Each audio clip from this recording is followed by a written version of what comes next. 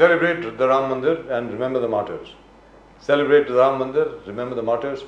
आप राम मंदिर की फेस्टिविटी त्यौहार बहुत अच्छी तरीके से मनाइए, लेकिन जो शहीद हुए हैं राम मंदिर बनाने के लिए उनको मत भूलिएगा. Exactly what we had asked the gentleman from the BJP, where are those people? But well, Mr. Thackeray himself, as far as I know, Mr. Raj Thackeray has not been going. Now, let's ask Mr. Manish Pathare. Manish Pathare साहब नमस्कार. नमस्कार, जय महाराष्ट्र. जय हिंद, जय महाराष्ट्र, जय भवानी, जय शिवाजी. कैसे हैं सर? जय शिवाजी. तो राज ठाकरे साहब ने कहा कि भाई देखिए, राम मंदिर का त्यौहार जरूर बनाइए, लेकिन शहीदों को मत भूलिए. जिन लोगों ने असल में शहादत दी है, कुर्बानी दी है राम मंदिर को बनाने के लिए, उसको मत भूलिए. साथ में उन्होंने एक और भी चीज़ कही, बड़ी अहम चीज़ है, जब वो एड्रेस कर रहे थे मीटिंग को रत्नागिरी में, कि भाई अपनी ज़मीन मत बेचिएगा, ज़मीन मत बेचिएगा. ये याद रख लीजिए, जो भी प्रोजेक्ट आएगा, कुछ भी आएगा, पार्टनरशिप में जाइएगा, ज़मीन मत बेचिएगा. इस विषय के बारे में कुछ बताएंगे सर? मनीष जी. सर, राज साहब ने ओपन पत्रकार परिषद में ये बताया है कि जो रायगढ़ अभी जो जिला है, जो कोकण बिलोंग करता है, ये रायगढ़ में अभी कनेक्टिविटी जो बढ़ी है, जैसे कि पनवेल में आने वाला नया एयरपोर्ट, या फिर अभी ये शिवड़ी नावा सेवा जो ब्रिज बना है, या फिर जो रोड कंस्ट्रक्शन जो जेएनपीटी से लेके जो रोड्स आ रहे हैं, उनका जो कंस्ट्रक्शन गए 10 सालों में हुआ है, इससे रायगढ़ को कनेक्टिविटी बहुत अच्छी हो गई है. इसका मतलब अच्छा, जब जमीन अच्छी होती है तभी लोग वहां पे आते हैं, और लोग आते हैं और अपने लोग जो निकल जाते हैं. तो इसका मूल रीजन है कि अपनी जमीन हम दूसरों को दे देते हैं. तो उससे अच्छा है कि दूसरों को अगर कुछ वहां पे करना है तो उन्हें साथ में लेके आप खुद का एक एम्पायर खड़ा कीजिए, एक डेवलपमेंट खड़ी कीजिए, एक खुद का बिजनेस खड़ा कीजिए, जिससे आप जो स्थानिक है उनको अच्छा रोजगार दे सकते हैं, उनको उन्नति की ओर लेके जा सकते हैं. यही विकास होना चाहिए, क्योंकि प्रांतवार जो रचना हुई थी उसके बाद हर एक के हिसाब में जो जो गया वो वैसा वैसा है. महाराष्ट्र बहुत जल्दी डेवलप हो गया, महाराष्ट्र में सब अच्छा है, तो महाराष्ट्र में डेवलपमेंट के लिए लोग आ जाते हैं, बिजनेस के लिए लोग आ जाते हैं. लेकिन आने के बाद कल, मतलब आज आपको मालूम होगा कि आज की घड़ी की, मतलब कल की शिवसेना के संजय राउत, इन्होंने भी कहा है कि ये जो हो रहा है, ये गुजराती, उन्होंने स्पेसिफिक मेंशन किया, ये पहली बार शिवसेना कह रही है. तो उससे अच्छा है, मनसे का एजेंडा बहुत अच्छा है कि जो हमारे लोग हैं किसी को भी हमारे साथ जुड़ने दीजिए, लेकिन खुद का अस्तित्व वहां से नहीं मिटाए, खुद को आगे बढ़ाए, अपने साथ अपने लोगों को आगे बढ़ाए, उसके साथ जिसको यहाँ पे बिजनेस करना है उसको भी साथ में लेके चलिए, उसको भी आगे जाने की अपॉर्चुनिटी मिलेगी और उससे कोई विवाद भी नहीं होगा. जी, सबसे बड़ा इश्यू आज के तारीख में जो बार बार उद्योग महाराष्ट्र से बाहर निकल रहा है, उद्योग महाराष्ट्र से बाहर, राज ठाकरे साहब ने भी इसको हाईलाइट कर दिया कि आप इसको रोके रखिए. बट फडणवीस जी और एकनाथ शिंदे जी का कहना है कि एफडीआई में महाराष्ट्र नंबर 1 है, एफडीआई में महाराष्ट्र नंबर 1 है, उद्योग का सीमा एकदम बढ़ चुका है, इंफ्रास्ट्रक्चर डेवलपमेंट आप सब जगह देख रहे हो किस प्रकार से फैला हुआ है. और नॉट ओनली दैट, बोले कि क्लीनलीनेस में, स्वच्छता में महाराष्ट्र नंबर 1 है, फडणवीस साहब का कहना है. फडणवीस, तो ये जो नंबर 1 ये है कि उद्योग जो महाराष्ट्र के बाहर जा रहे हैं, उद्योग जो महाराष्ट्र के बाहर जा रहे हैं, आप इसको कैसे देखते हो? राज साहब कह रहे हैं कि पहले इस चीज को कॉन्सेंट्रेट करो कि there is no flight of business out of Maharashtra. उसको कैसे, मन से इसको कैसे देखते हैं पाटारे साहब? देखिए, उद्योग तो हमारे लास्ट डिबेट में भी मैंने बताया था कि जो भी बिजनेस यहाँ पे होने चाहिए तो वो बाहर जा रहे हैं, या जो बिजनेस यहाँ लाने चाहिए उसके लिए अभी के जो हमारे सीएम हो गए या फिर अभी की जो सरकार है ये उतनी नहीं कर रही है. या इसके पहली जो सरकार थी तब उसने कोविड में पूरे 2.5 साल निकाल दिए. गए 4-4.5 सालों में महाराष्ट्र के हाथ में क्या आया ये सोचने की बहुत बड़ी बात है. उसके ऊपर से लास्ट ये सरकार आने के बाद जो 2-4 उद्योग गए जो कि महाराष्ट्र के खाते में थे, लेकिन उसको गुजरात लेके गए. उसके बाद जो यहाँ का एक बहुत बड़ा मुंबई का व्यापार था हीरो का, उस व्यापार को सेट करने के लिए गुजरात लेके गए. क्या गुजरात जाके ये व्यापार सेट हो सकता है? क्योंकि यहाँ पे जो बनी बनाई जो सब चीजें हैं, जैसे कि एक आध व्यापारी महाराष्ट्र के छोड़ो भारत के किसी भी कोने से आता है, हीरे देखने के लिए आता है, वो सेफली यहाँ से हीरे लेके भी जा सकता था। ये सब सिक्योरिटी, ये सब एटमॉस्फेयर जो है, ये गुजरात में खड़ा कर सकते हैं क्या? यहाँ की जो महाराष्ट्र में रहते हैं, मतलब महाराष्ट्र में रहने वाले मराठी हो, मारवाड़ी हो, गुजराती हो, या उत्तर प्रदेश से बिलोंग हो, या हमारे मुसलमान बांधव हो, कोई भी हो, यहाँ के जो महाराष्ट्र के मूल है, बाहर से आने वाले नहीं है, जो महाराष्ट्र के रहने वाले हैं, जिनका महाराष्ट्र के ऊपर लगाव है, प्रेम है, वो सब लोग ये सब बिजनेस के लिए कोऑपरेट करते हैं। ये बिजनेस में कहाँ पे भी तकलीफ हो नहीं, ऐसे काम इन्होंने किए, इसलिए ये सब बिजनेस यहाँ पे बढ़े हैं। महाराष्ट्र की इंफ्रास्ट्रक्चर डेवलपमेंट बढ़ती है, इसे वैसे इंडस्ट्रियल डेवलपमेंट भी बढ़ी है। क्यों बढ़ी है? क्योंकि सब लोगों ने सपोर्ट किया।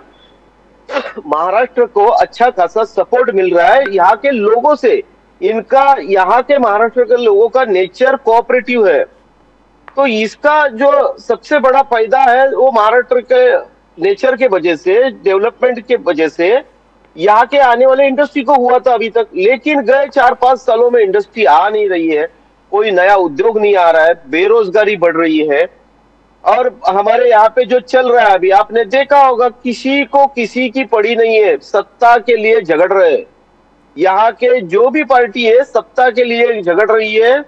ये लोकशाही में जो चल रहा है ये बहुत घातक है लोकशाही के लिए। और महाराष्ट्र नवनिर्माण सेना अकेली पार्टी है, मतलब आज ही मैंने एक मेरा स्पीच दिया है, एक बाइट दी है। हमारे महाराष्ट्र नवनिर्माण सेना के सचिन जाधव है पनवेल के, उन्होंने एक एम्प्लॉयमेंट निर्माण करने के लिए एक बहुत बड़ा मेला रखा है पनवेल में 25, 26 और 27 तारीख को। और मनसे की डिमांड भी वही है कि 80% जो भूमिपुत्रों का हक है वो मिलना चाहिए। और इसी हिसाब से ये मेला में से बहुत सारे नौजवान लड़कों को, लड़कियों को वहां से जॉब मिलने वाली है। मनसे ये सबसे हटके काम कर रही है, लोगों में जाके लोगों का काम कर रही है। लेकिन महाराष्ट्र के गवर्नमेंट क्या कर रही है? जो महाराष्ट्र के गवर्नमेंट के स्कीम है वो लोगों के पास जा रहे हैं, बता रहे हैं, लेकिन उसमें से कितने लोग को लाभ हो रहा है? आज की तारीख में महाराष्ट्र में फिलहाल तो डेवलपमेंट है, वो खाली यहाँ के जो जमीनें हैं वो ज्यादा से ज्यादा बिकनी चाहिए, उस हिसाब से है। लेकिन इंफ्रास्ट्रक्चर डेवलपमेंट होती है तब एक्स्ट्रा फैक्ट्रीज आनी चाहिए थी, एक्स्ट्रा इंडस्ट्रीज आनी चाहिए थी, वैसी कुछ आ नहीं रही है। लेकिन पठारे साहब, आज की तारीख में जनाब हमारे एकनाथ शिंदे साहब जो हैं वो डावोस में, वर्ल्ड इकोनॉमिक फोरम डावोस में, और पिछली मर्तबा भी जब फडणवीस साहब और वो गए थे तो उन्होंने कहा था पता नहीं कितने लाख करोड़ की इन्वेस्टमेंट आ रही है। अभी तक उसका मैंने कुछ आज उन्होंने कहा कुछ 3.5 लाख करोड़ की इन्वेस्टमेंट लाई है। उसमें से 2 लाख नौजवानों को रोजगार मिलेगा। जी सर, मैं एक नौजवान भी हूँ, अगर एक पार्टी से बिलोंग हूँ तो भी एक नौजवान हूँ। मेरे साथ जो मेरे बहुत सारे फ्रेंड्स हैं उनको कहीं नई अपॉर्चुनिटी नहीं दिख रही है। लास्ट ईयर ये जब दावोस गए थे वहां से भी उन्होंने कुछ 1.5-2 लाख करोड़ की इन्वेस्टमेंट लाई, वो कहाँ पे है? लोगों को क्यों नहीं दिख रही है सब इन्वेस्टमेंट? अभी भी उन्होंने 3.5 लाख करोड़ की इन्वेस्टमेंट का आवाज दिया है, जिससे 2 लाख नौजवानों को रोजगार मिलेगा। मैं कहता हूं कि इनकी सरकार हर चीज को लेके घर पे जा रही है।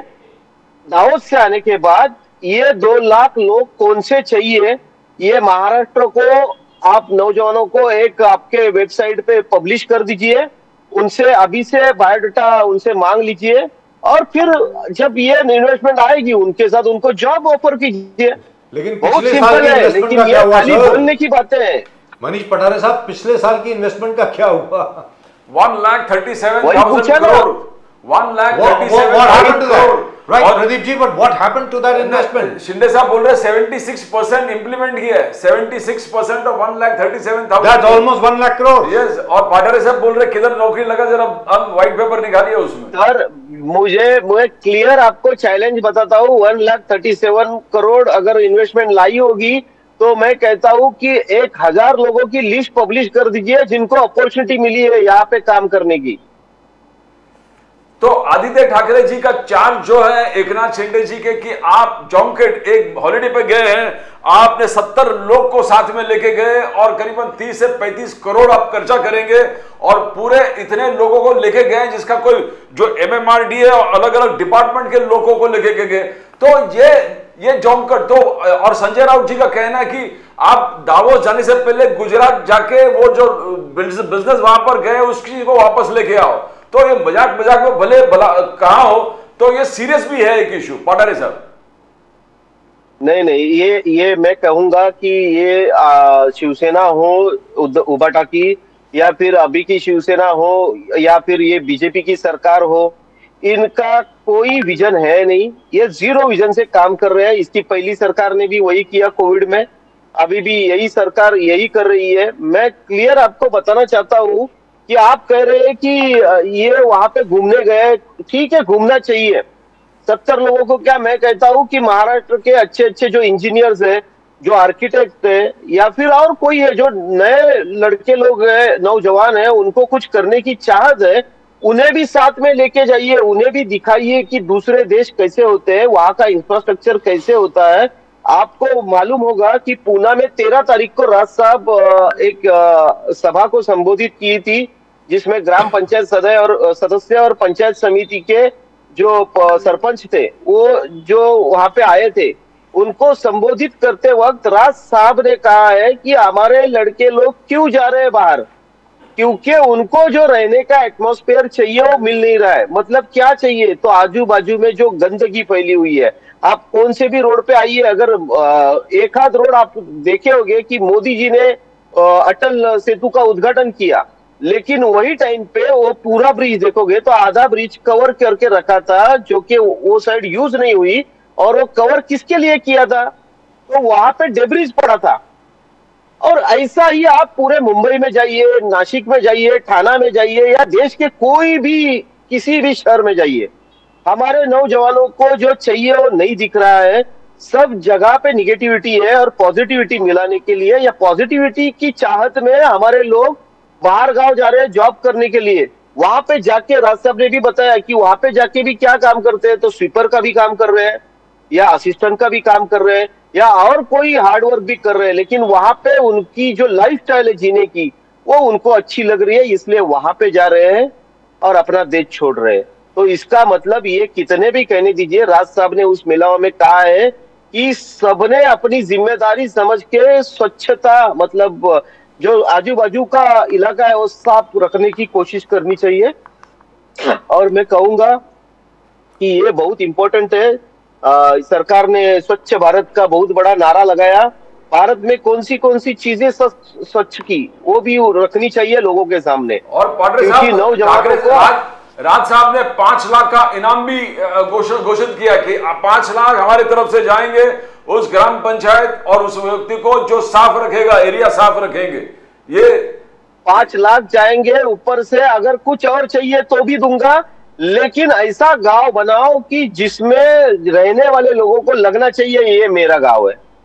और यही तो चाहिए सर हमारे, आपके जीने में। हम एक सोसाइटी में फ्लैट लेते हैं, क्या देखते हैं वहां पे, अच्छी जिम हो, अच्छा गार्डन हो, अच्छा बच्चों लोगों के लिए खेलने के लिए मैदान हो, या स्विमिंग पूल हो, या और एलिमेंट्री जो है वो होनी चाहिए।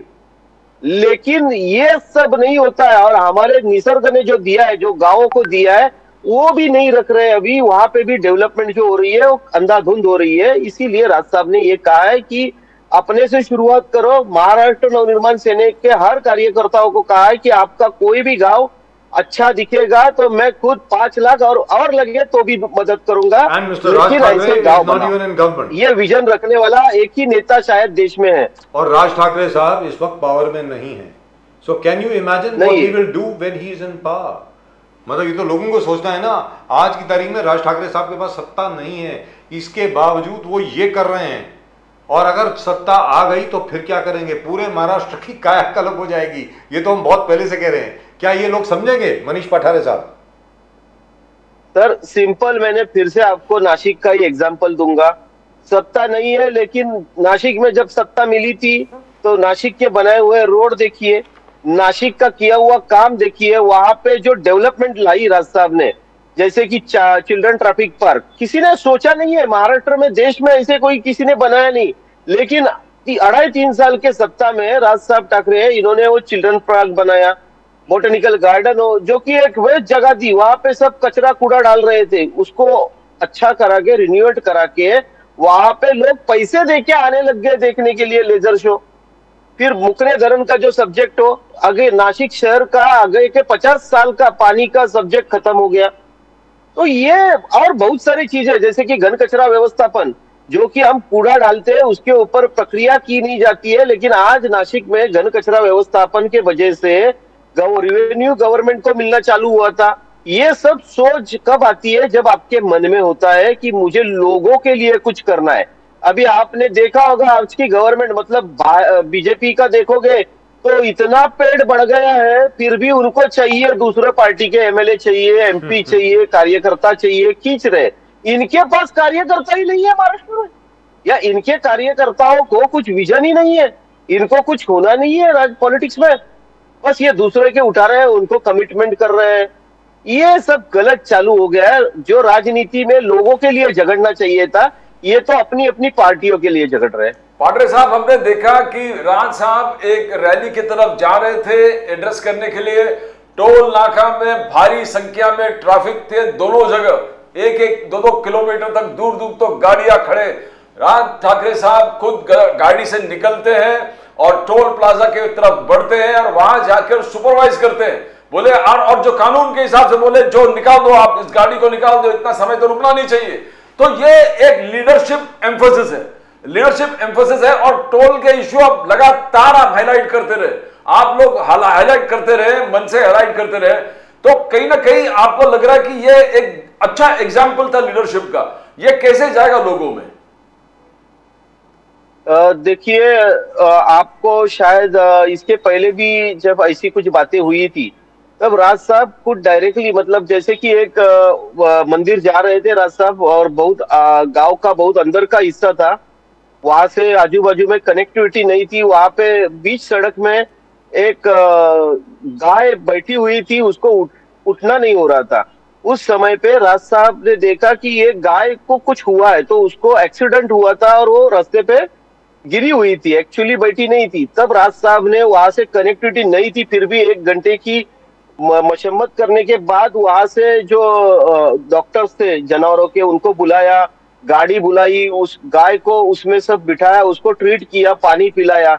या फिर परसों का जो आप जो अभी टोल का जो एग्जांपल दे रहे हैं, टोल के एग्जांपल में भी राज साहब जब आ रहे थे तो उन लाइन में खड़े थे नहीं, उनको जाने के लिए जगह मिल रही थी, लेकिन उन्होंने देखा कि पीछे एम्बुलेंस खड़ी है जो कि उसका सायरन कंटिन्यूअसली बजा रही है, लेकिन आगे की गाड़ियां हिल नहीं रही है। तब जाके राज साहब गाड़ी से उतरे, उन्होंने कहा अपनी गाड़ी बाजू में लगाओ, पहले सब लोगों को, इसलिए उन्होंने खुद खड़े रह के पूरी ट्रैफिक क्लियर होने तक खुद खड़े रहे, सभी गाड़ियों को वहां से छोड़ने के लिए मजबूर किया उन लोगों को, क्योंकि ये नियम में था अगर 3 मिनट के ऊपर गाड़ी खड़ी रहती है, लेकिन ये होता नहीं। आपको मालूम होगा हमारे युवराज जो है अमित राज साहब ठाकरे, इन्होंने भी बीच में एक टोल का इनसे भी एक झगड़ा हुआ था, उस समय उनका भी यही कहना था कि गाड़ी के ऊपर अगर हमारे फास्टैग है और फास्टैग होने के बाद भी 3 से ज्यादा मिनट हो रहे, 10 मिनट में खड़ा हुआ और फिर इधर आने के बाद आप कह रहे हैं आपका टेक्निकल प्रॉब्लम है, तो आप उसके लिए रिस्पॉन्सिबल हो। मेरी की गाड़ी टोल नाके पे नहीं खड़ी होती है, उसके साथ कि कम से कम 150 गाड़ियां उसके साथ जुड़ जाती है, तो इसका मतलब ये ट्रैफिक के वजह से लोगों को परेशानी होती है। और ये जो सजेशन उस दिन राज साहब ने दिया, उन्होंने बताया कि ये बाम्बू ऊपर उठाओ, नहीं तो यही बाम्बू आपको यूज होगा। और सिंपल है, ये भावना है लोगों की। 1-1 घंटा हमारा रोड इतने अच्छे होते हैं, कभी कभी हम 1 घंटे में रोड क्रॉस कर लेते हैं, लेकिन आधा घंटे आगे जाने के लिए हमें टोल के लिए पौना घंटा खड़ा रहना पड़ता है। बहुत से लोग डेली एक्सरसाइज कर रहे हैं, उद्धव तो जी, ये दूर होना चाहिए, मन से इसके खिलाफ है। उद्धव जी ने नार्वेकर जी के ऑर्डर का खंडन किया, बोले कि ये गलत है, ये टोटल गलत है, लोकतंत्र के खिलाफ है, ये लोकतंत्र टोटलिटेरियन सिस्टम चल रहा है। दिल्ली से ऑर्डर आया, नार्वेकर जी ने साइन मारा, स्टैंप मारा और हमारे बाप को चुराया, पार्टी को चुराया, सिंबल चुराया, अब ऑर्डर भी पास कर दिया कि ये पूरे पार्टी एकनाथ शिंदे जी के हैं। तो क्या लोकतंत्र खतरे में है पाटारी जी? देखिए, ये टेक्निकल जो चीज है इसके ऊपर मैंने अभी जो सुप्रीम कोर्ट ने जो डिसीजन दिया था, जिसके ऊपर जो हमारे राहुल नार्वेकर है उनको काम करना चाहिए था। उद्धव ठाकरे ने जो परसों पत्रकार परिषद ली, उसमें उन्होंने बताया है कि ये ऐसे ऐसे गलत हुआ। तो ये गलत हो सही हो, लेकिन मैं इतना कहना चाहता हूं कि लोकशाही, हम सब जो नियम बनाए हुए हैं, जो कि हमारे घटना ने, मतलब राज्य घटना ने हमें अधिकार दिए हैं, वो अधिकार से चलनी चाहिए। नहीं तो हुकुमशाही आएगी तो भारत को बहुत बड़ी तकलीफ होगी। और ये कुछ चीजें अभी आपने देखी होगी, आज ही किसी ने, मतलब मुझे मालूम नहीं, लेकिन आज किसी ने तो राम मंदिर का जो ओपनिंग हो रहा है उसके ऊपर एक कुछ हाई कोर्ट में या सुप्रीम कोर्ट में किधर तो याचिका दायर की है। जी, दुरुस्त बात। तो ये सब क्यों हो रहा है? क्योंकि लोगों के मन से जो होने चाहिए वो चीजें हो नहीं रही है। जो भी चीज है लोगों के ऊपर थोप रहे हैं। मतलब आपको एक एग्जांपल बताता हूँ, मुंबई में कंक्रीट के रोड बनने चालू हो गए। आपको मालूम होगा कि 70% 80% हर जगह मुंबई के कोई भी गली में जाओ कंक्रीट के रोड बनाने का काम चालू है। जी सर क्यों चाहिए कंक्रीट के रोड? ये पूरा, मतलब मैं बिलोंग, आपको मालूम है, दक्षिण मुंबई से करता हूँ। दक्षिण मुंबई में आज भी कम से कम 100 150 साल की, 70 80 सालों की इमारतें हैं, जो उनकी पाइपलाइन जो है पानी की वो नीचे से है, उनकी ड्रेनेज की लाइन नीचे से है। बाकी जो भी चीजें हैं वो नीचे से ही थी, क्योंकि पहली कनेक्टिविटी नीचे से थी, जैसे कि इलेक्ट्रिसिटी वो भी नीचे से आती थी।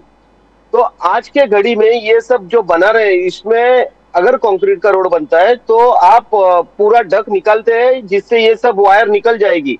लेकिन कभी कभार कुछ जूने बिल्डिंग को कनेक्टिविटी करने के लिए जो लाइन डालनी होती है, वो कंक्रीट डालने के बाद उसको खोदना पड़ेगा। वो बहुत तकलीफ की बात है। दूसरी बात, आपको मालूम होगा कि अभी वायु प्रदूषण जो है, ये मुंबई उसमें आगे आ गई दिल्ली से भी।